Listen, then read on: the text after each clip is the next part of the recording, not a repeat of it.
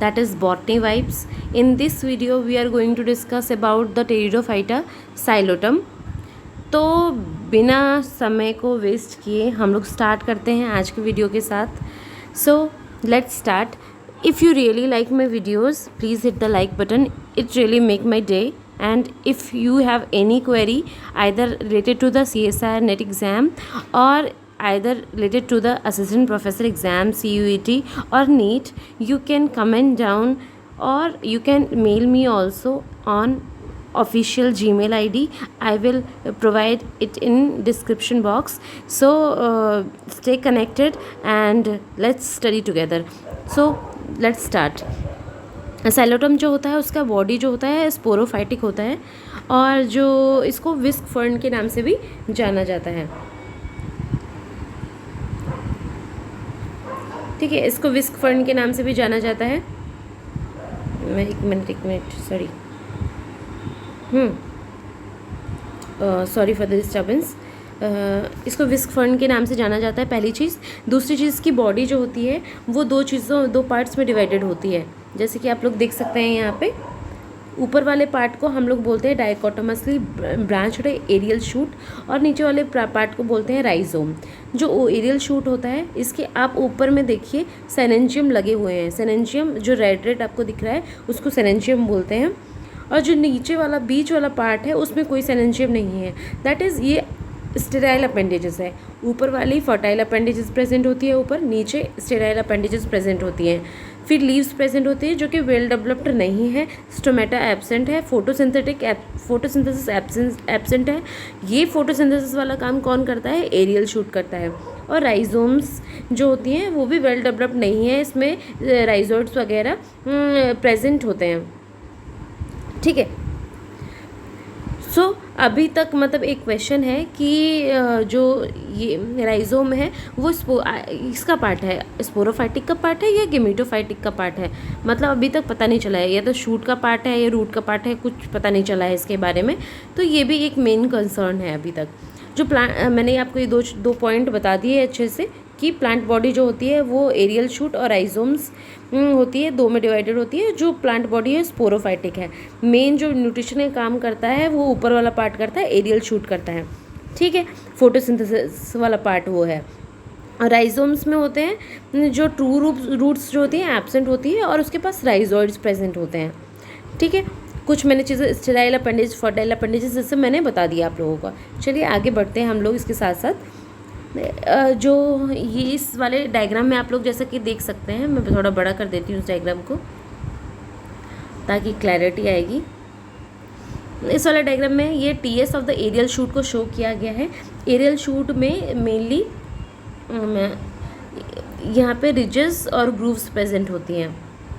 Ridges और grooves present हैं, ऐसे आप देख सकते हैं ना. और जो इसका एपिकल स्टील है वो साइफोनस स्टील होता है. क्यों इसको साइफोनस स्टील बोलते हैं? क्योंकि इसके अंदर पिथ प्रेजेंट होती है. मैंने पिछले वीडियो में स्टील्स के बारे में कवर किया था कि कौन कौन से टाइप्स की स्टील मिलते हैं टेरिडोफाइटा में. तो आप लोगों को अगर नहीं अभी तक आपने वो वीडियो नहीं देखी है तो आप लोग वो जाके देख लीजिए. आपको इसको समझने में ज़्यादा क्लैरिटी आएगी. क्या साइफोनस स्टील होता है, एक्टिनो स्टील क्या होता है, हैप्लो स्टील क्या होता है, प्लेक्टो स्टील क्या होते हैं. तो आप लोग आपको क्लैरिटी आएगी. और ये एग्ज़ाम्स में भी कई बार डायरेक्ट क्वेश्चन में पूछ लेते हैं, तो आप लोग उस वीडियो को एक बार देख लीजिए.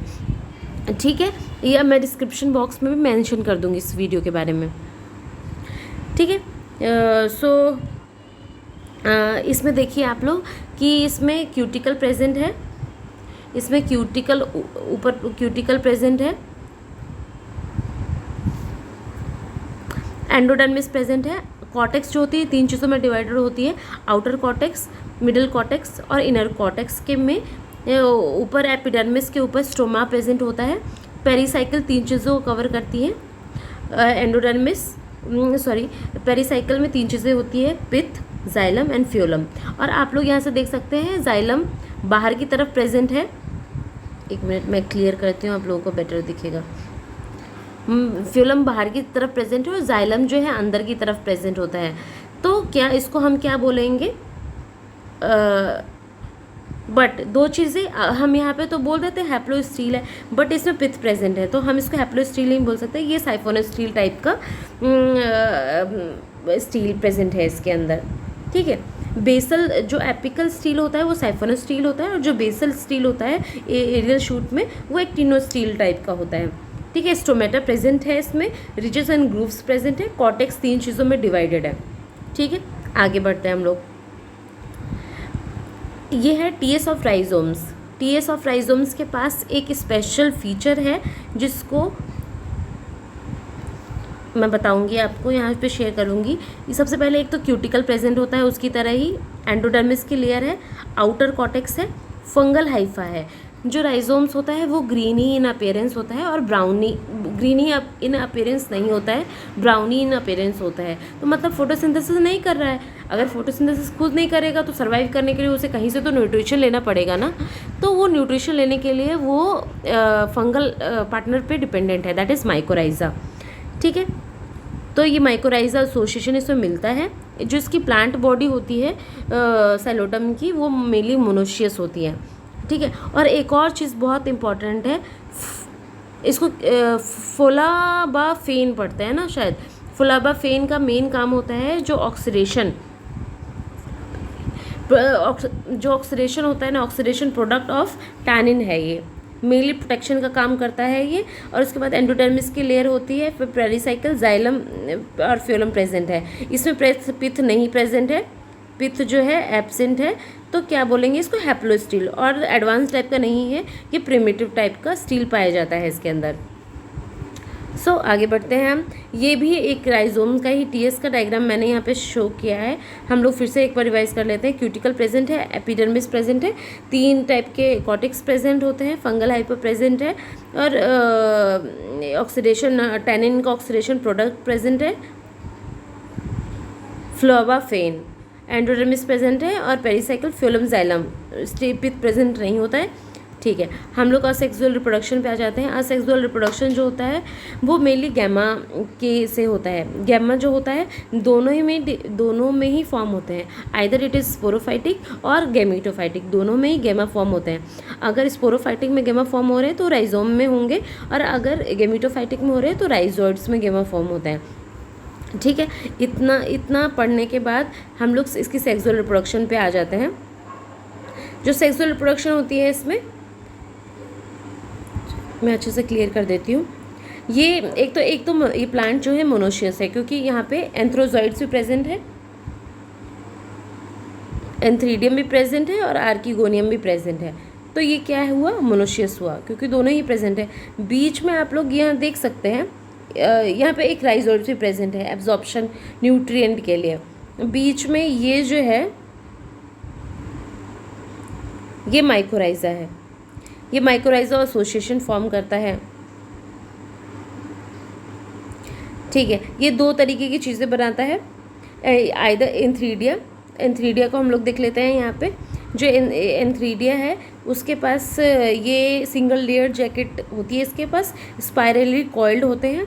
ये एंथ्रोजॉइड्स प्रोड्यूस करते हैं, बहुत large number of antherozoid produce करते हैं। और ये एक डिफरेंट फीचर ब्रायोफाइटा से, इसमें जो एंथ्रोजॉइड्स होते हैं वो मल्टी फ्लैजिलेटेड होते हैं, बहुत सारे फ्लैजिला प्रेजेंट होंगे। ठीक है, इसको भी मॉइस्चर की ज़रूरत होती है फर्टिलाइजेशन करने के लिए। और जो आर्किगोनिया है, आर्किगोनिया के पास एक एग होता है, एक वेंट्रल कनाल सेल होती है, 2 नेक कनाल न्यूक्लियाई प्रेजेंट होता है, और जो नेक होता है mainly 4 vertical row of cell से बना होता है। फर्टिलाइजेशन के बाद क्या होगा, सबसे पहले क्या होता है कि स्पोरेंजिया जो है ना, स्पोरेंजियम जो मेन प्लांट बॉडी में फॉर्म हो रहा था वो फॉर्म करेगा spore mother cell. Spore mother cell meiosis में करेगी, मियोसिस करके स्पोर्स बनेंगे, स्पोर्स जर्मिनेट होगा, जर्मिनेट करके सेप्रोफाइटिक गैमीटोफाइट प्रोथैलस बनेगा। ठीक है, जो प्रोथैलस होता है उसके पास दोनों चीज़ें हैं, अब एंथ्रीडिया है, ऊगोनिया है, दोनों आर्किगोनिया है। फर्टिलाइजेशन करेगा, जाइगोट का फॉर्मेशन होगा, देन स्पोरोफाइटिक बॉडी बनेगी, दैट विल बी एक्सोस्कोपिक। ठीक है, तो ये इसका पूरा डेवलपमेंट बता दिया मैंने, सेक्सुअल रिप्रोडक्शन कैसे होता है, असेक्सुअल रिप्रोडक्शन कैसे होता है, और इसके मतलब क्या क्या स्ट्रक्चरल एनाटमी क्या है, किस में क्या प्रेजेंट होता है, किसका क्या फंक्शन है। सो मैं इसकी लाइफ साइकिल को अगली वीडियो में कवर करूँगी। So if you really like my video, hit the like button and subscribe to my channel.